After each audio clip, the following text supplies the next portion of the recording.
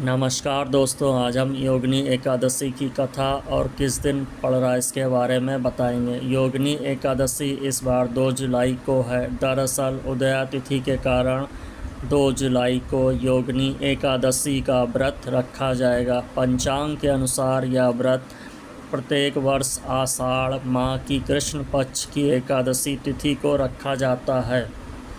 ऐसा कहा जाता है कि योगिनी एकादशी पर भगवान विष्णु की पूजा से कुष्ठ रोगों से मुक्ति मिलती है, साथ ही उसके सभी पाप नष्ट हो जाते हैं। लेकिन योगिनी एकादशी व्रत बिना कथा के अधूरा है। इस दिन हम सुबह सुबह भगवान विष्णु की पूजा और उनकी कथा पढ़ी जाती है और उनके व्रत का संकल्प लिया जाता है।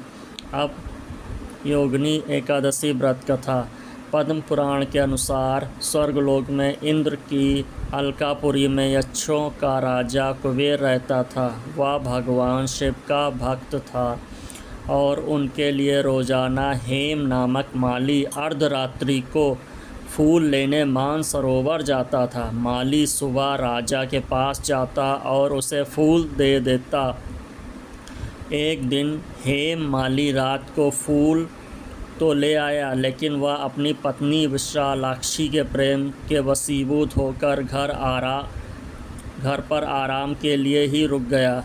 सुबह राजा कुबेर के पास भगवान शिव की पूजा करने के लिए फूल न पहुँचे तो राजा ने अपने सेवकों को गुस्सा कर पूछा कि आखिर अभी तक फूल क्यों नहीं आए, और अपने सैनिकों को आदेश दिया कि हेम माली को सभा में बुलाया जाए।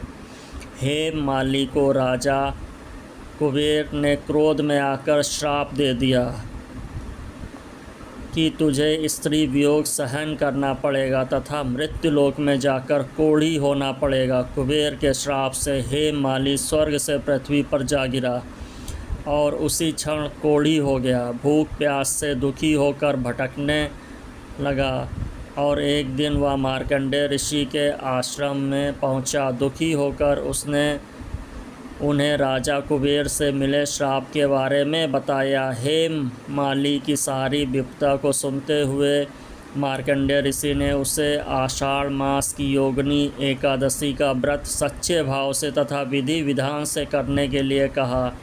हेम माली ने व्रत किया और उसके प्रभाव से राजा कुबेर के श्राप से उसे मुक्ति मिल गई।